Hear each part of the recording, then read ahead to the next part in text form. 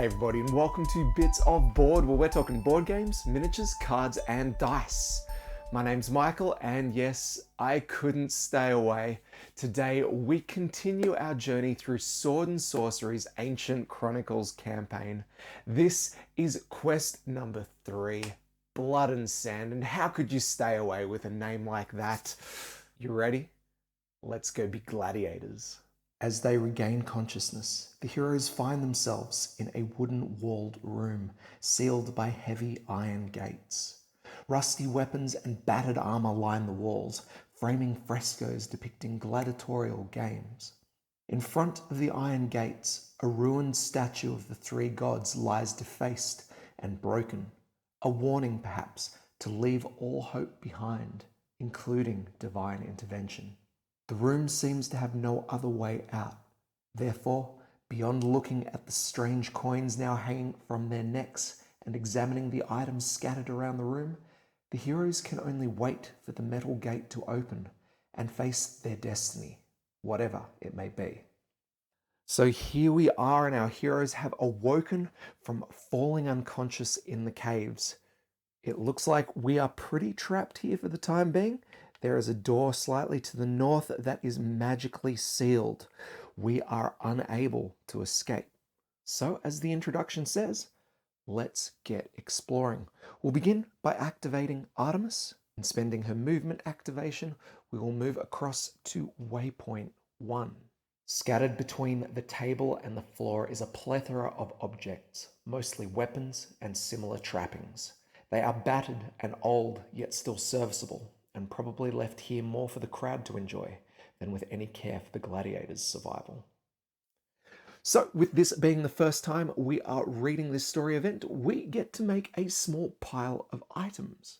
1 treasure, a healing potion, some darts, a bandage, and a small set of bandages as well.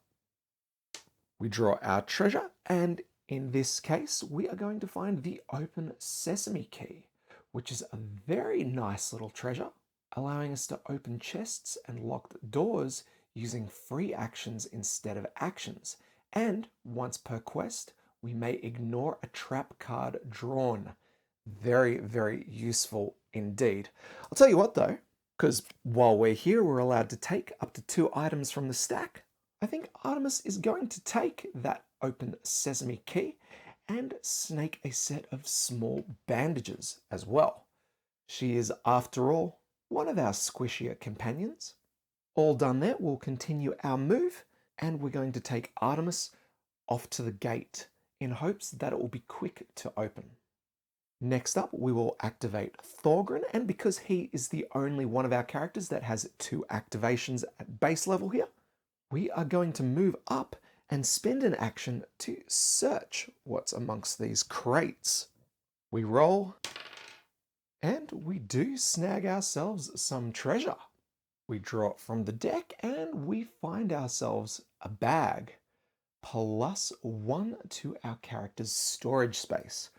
Always nice to have. Okay, continuing on, Thorgrim will now move down to the waypoint, and for him, I'm thinking we'd better grab some darts and one of the bandages. We finish his activation there. Moving into Xanterra's turn, we'll move in, spend an action, and we will take that healing potion. Very nice. Head up to the door as well. And then, well, it looks like Jian's not got much to do, so we will send her up as well. All our heroes done, we move into the event phase, draw our first event card, and yes, we have Story Event 1. A rousing symphony heralds the opening of the huge metal gate. The magical light burning in the braziers beyond the threshold nearly blinds the heroes, who are now improvised gladiators in a marble and sand area. As they march into the stadium, the crowd roars, anticipating the forthcoming slaughter. The arena teems with the beings from the merciless races of the Underrain, including animals and humanoids. But the most visible are the hobgremlins, similar in appearance to gremlins, but even more wicked, powerful, and cruel. From a small throne in the center of the terraces, an impeccably dressed cursed elf knight lounges amidst a throng of cheering cursed elves. He rises languidly and recites the rules of the game. You will all fight today. Some of you will prevail. Most will die. Your only option, if you wish to survive, is to become more merciless than your opponents. This is all that the sands of the Colosseum ask. Offer blood and death to honor Queen Aspides. Prove your valor by killing your opponents and ripping the coins from their necks, because this is your only way to become a legend. Now, let the fray begin. Here it is, ladies and gentlemen, the Colosseum. Now, I've just flipped the map around just so it's closer to the camera. Hope you don't mind, but recenter yourselves. The heroes are coming in from the north. Now, we get to choose where our heroes go. They can be in any of these top 3 locations here. We'll go ahead and place Thorgrim first, just in the center location. And in doing so, we should now be able to spawn all of our spawn locations and then place the others with some kind of idea, knowing what we're going to be up against. So we have all shadow tokens on the board. We will flip them all up. We have an enemy, our first Hobgremlin. He has an enemy power, which is going to be incredibly brutal. Energy weapon. Their primary attack inflicts AoE and can inflict KO. Whoa. The next is an enemy champion, one with a power. In this case, we've got the Tyrant Lizard, so this is going to be an enemy with 2 powers. Whoa. Revenge. If an attack deals damage but does not kill this enemy, attack the attacker with the secondary attack and move 1 area away. And then also Berserker. If wounded, all attacks performed by this enemy inflict critical, and he gains a lethal ability too. Oh boy. Where's his mini? There we go. Next up, we have 2 enemies. The first is the Serpent. The second is the other Tyrant Lizard. Then we have our Quest Shadow. All the creatures in the area look at you with killing intent. The only one who does not seem to care is a human, a veteran gladiator who, unlike all the others, bears no sign of slavery. He appears to be almost comfortable in this bloody environment, possibly a powerful ally or a deadly enemy. Yet we leave the quest shadow revealed on the map, and if a hero enters the same area, well, we'll find out exactly what he means to us. Other than that, though, we have a citizen, and for us, that means absolutely nothing. So we remove that one from the board, and that is our opening gambit here, guys and gals. Lots of enemies off to the left. I think that means we'll put Artemis and Xanteris on the opposite corner, and we'll give Xian an opportunity to get into the fray quick as well. Look, not that any of this really means too much. I'm sure most enemies are within range of an attack, no matter where they sit. Better safe than sorry, though. Continuing on with story event 1, we're actually going to move the doorway placing it on the other side of the shrine. This basically means our heroes are not going to be able to escape. Couldn't even if they wanted to here. And then last but not least, we are going to open up each of the spawn gates on the map. Brutal. Now, for everyone's sake here, including my own, I'm just going to read out a small little rules portion here. Each time an enemy dies, we're going to place a 5 crown piece near the event deck, representing the warrior coin of the story, not standard currency. This is probably going to have some bearing on the story at some point, so I've got to try and remember to do this. Keep an eye on me, guys and gals. I don't like our odds here. But with all that done, I think we're now ready to get into play here. All right, so we sort of know what we're about to come up against. So moving into our time phase here, I'm going to go ahead and spend 4 souls, soul leveling up Xian. She goes back up to soul level 2, and instead of giving her that silly shield attack that did pretty much nothing, I'm going to give her Anomus's Word. It's a free action that until time phase target hero will gain when attacking, 1+1 hit, or when defending plus 1 shield. This is something that we're going to be able to use every round, and hopefully it's going to be just a ton more useful. Moving into the battle phase though, we're going to get things kicking off with Thorgrin here. And we're going to try and take out this champion tyrant lizard. So we're going to spend our movement activity moving into the central area of the map. We'll then focus and then use our attack activity.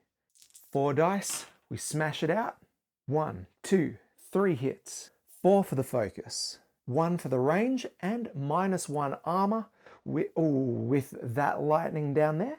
How easy is that, guys and gals? 5 damage, -1 armor in there. The tyrant lizard is skewered. Yeah. We get a soul. And then I think we do have 1 more action left, which means we could dash. And while I was considering moving Thorgrin in to sort of stand with Xian, we could also use his movement to go and see what this quest shadow has in store for us. So I'm thinking we do just that. As Thorgrin approaches the gladiator, he sees an incoming threat. Behind the human, an enemy rapidly closes in, ready to bring his weapon down on the gladiator, possibly killing him in 1 undefended blow. And we're given our first soul nature choice for this quest. If we were of the law nature, our hero would be able to make an attempt to save the gladiator. But because we're chaos, we have to leave the gladiator to his destiny, which just sucks. So, in order to follow the law choice, we are going to have to spend 1 of our souls. Now, we could just leave the gladiator to his destiny and gain a soul, which would allow us to level up Thorgrin. He's pretty excited about that. But I like the prospect of having another adventurer with us. So let's spend back down to 2, and let's see if we've made the right choice. As expected, the enemy attack comes with strength and speed. Too quick for any choice except for the hero to try and interpose himself between the blade and the gladiator's back. Thorgrin is attacked with a 1 hit, 1 red and 1 blue dice attack. And he cops 2. We roll for his save, and we block at least half. The gladiator realizes what has just happened behind him. Turning, he thanks the hero for saving his life. My name is Proximo, and I am not a slave. I fight for glory. If fate is not against me, I will repay my debt. I swear on my battle brothers. He gestures towards a training terrace nearby where a band of gladiators watches, then adds, Brotherhood brings honor and respect for the worthy in the arena, which you have shown. If you seek the Gladiators Guild, go speak to them and bring them the salute of those who are about to die. We gain back our soul, and we note that we've made the choice brothers for future reference. And finally, we place waypoint 3 on the map. Hopefully, we can get there soon. That's the end of Thorgrin's activation though, so it's time to pull an encounter card. Oh, and of course, we also killed this guy. So, we grab our encounter and we are going to be activating all blue enemies. Thank goodness we got rid of 1, so it's just 1 left on the map. Now, as you can see, he's got a hero at range of 1, so he's going to use his leap. He moves to engage, and unless Thorgrin can make a save, he's going to suffer KO. And he does not. Down he goes. Thorgrin cops a bite, which gives him a critical of -1 maximum health. And then he suffers 2 direct hits, for which we are able to make a save. So we roll the 2 blue dice, and we mess both of them up. 2 points of damage dealt, and Thorgrin has now Rage 1. That's it for the enemies though, so now we'll move into, let's go, Xantaris. We'll begin by using his Confusion attack on the Serpent. 1 hit plus 4 blue dice worth for a total of 3, and then he rolls for the save. Just 1, 2 damage dealt. We roll for Flux, nothing happens, and then we throw out our Thunderstrike. 2 hits, and we get a KO. The Serpent rolls to defend, and saves 1. Now, Xanteris is going to now take his movement activation, just nicking off over there, mainly so he can avoid any AoE attacks coming his way. And we now draw up and encounter card. Activate all purple enemies, none of those. Otherwise, activate all highest rank enemies. That is our Tyrant Lizard, and he attacks with his claws. 1 hit plus 2 red dice. Oh, what? 4 hits. My lord. Thorgrim rolls 3 for the save, can only protect 1. 3 more damage dealt, and he's now at rage 2. That sucked. That done, we'll move into Xian's activation, and I actually think we're going to head down here and join Thorgrim with the Tyrant Lizard. Xian's actually got a pretty decent damage output now, so we might actually be able to pull off a kill here. We begin by invoking Anomus's word, and then we spend our action to focus. We move into our movement activation. We go 1 and 2, and we will make our attack. Xian is, of course, still wielding her mace, so we roll the dice, and we do pretty good. We do have a lightning bolt, so we get a re-roll here for a total of 4 hits plus 2. That's enough to kill the Tyrant Lizard. 6 hits, 1 armor, he's done. We remove the mini Godzilla, drop and pick up 10 crowns, and that's a pretty good turn. We draw our encounter card, and we're going to be activating 1 enemy of each rank, so just 1 green enemy here. Question is, how do we choose which one? We activate an enemy under the control of the active player. I don't know how this works for solo then, because I haven't assigned any monsters to any of my characters. Well, because Xanteris was the active hero for story event 1, he would have got the Hobgremlin, followed by Xian for the Tyrant Lizard, and then Artemis would have had the Serpent. Right. So because Xian doesn't control any monsters, we move down. That means we're going to be activating the Serpent. We will stand him up, no longer KO'd, and then we see we have 2 targets at range 1, and both will get targeted by a spit attack. Now in this case we have 2 targets, and assuming that multiple targets are treated the same way as an AoE effect, we are just going to roll the attack dice once and apply the hits to both of our heroes. 2 red dice attack, going for a total of 2 hits there, plus blind. We'll roll Thorgrim's defense dice first, and he manages 2 saves. Very nice.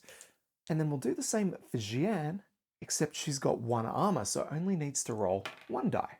Nailing it. Just got that blind condition to worry about. Basically, this means from now on, our heroes are required to make a save before each activity, otherwise the activity is wasted. My God. We now move into Artemis's condition, and we are going to move her into the same location as our other heroes. At this point, we'll spend an action to use our small bandages on Thorgrim, 2 heals, and he is no longer blind. And then we will continue on our merry way, reaching waypoint 3. From the training terrace, the Brotherhood gladiators watch the fighting. Here, because we've noted the choice brothers, we continue to learn more about the Brotherhood. Their approval of the heroes for saving their brother is clear. A powerful ebony-skinned gladiator speaks with a thundering voice on behalf of the others. My name is Oenimus, and as chief of the Brotherhood, I welcome you.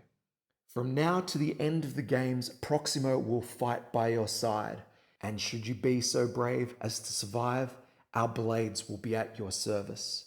Seek us in the guild barracks wherever you go. We will help you, brother to brother. We gain the Brotherhood building that our heroes can visit at any site sheet. What's more though, we gain the fighter companion, yes.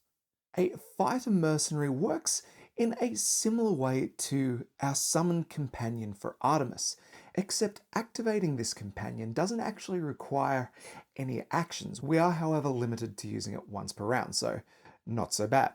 When we do, the companion can move up to its movement points and attack noting any of its innate abilities.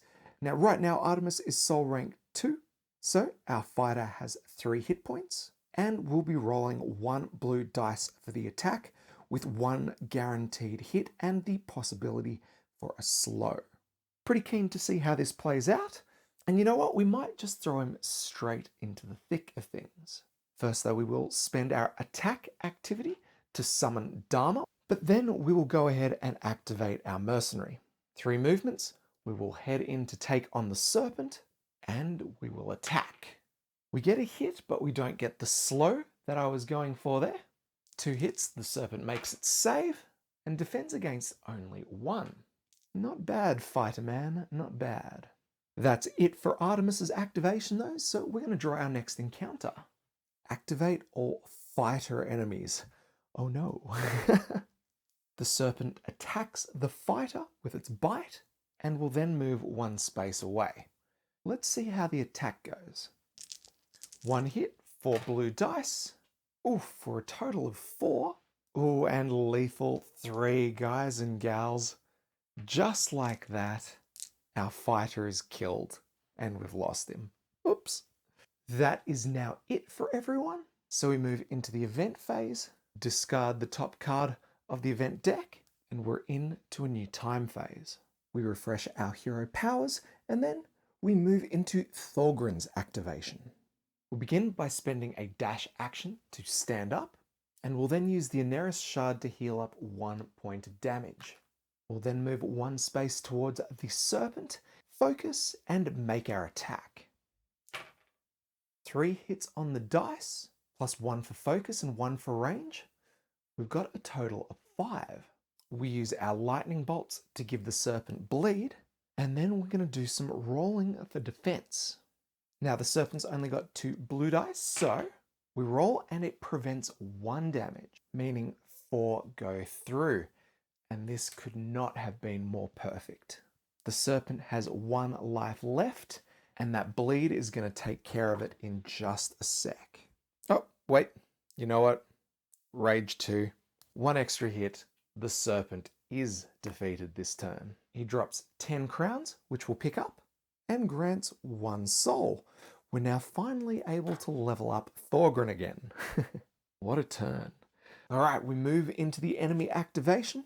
And we'll be activating all green enemies, and that is just the Hobgremlin left. He's got 2 choices of target at range 2, either Xantares or Thorgrim, and he's going to be targeting the richest of the 2, and that's Thorgrim, thanks to those 10 crowns he just picked up. The Hobgremlin moves to engage and attacks with bite. 1 hit plus 1 red die, 2 hits and lethal. These go straight through.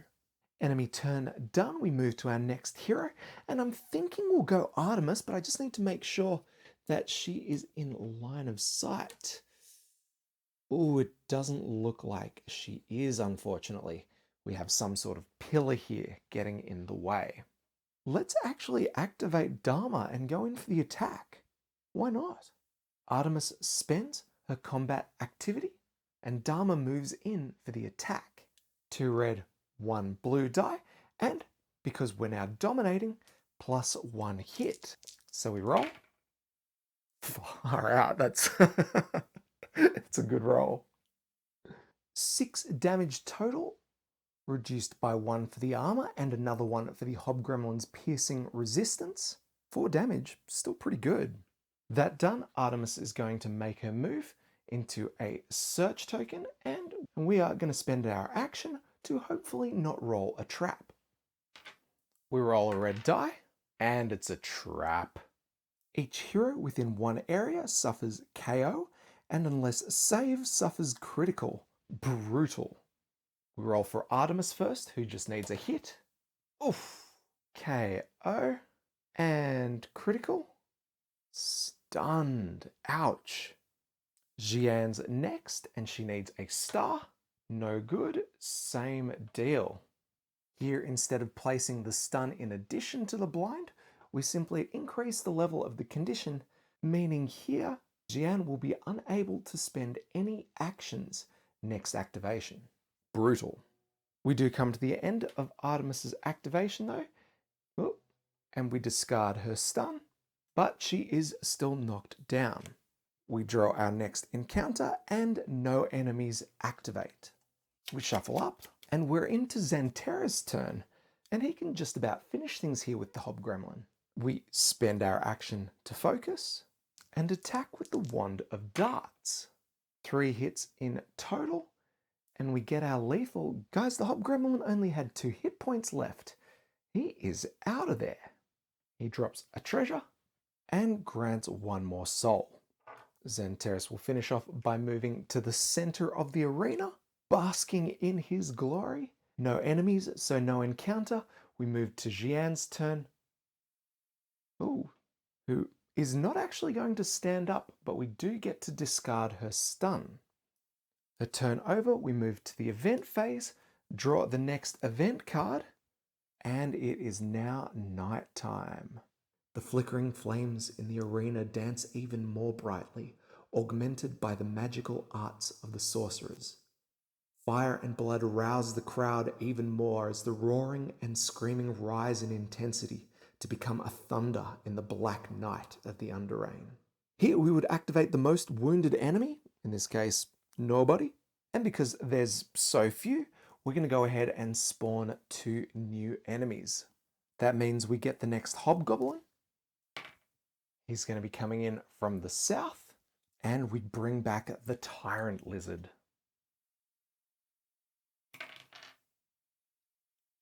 Also coming from the south.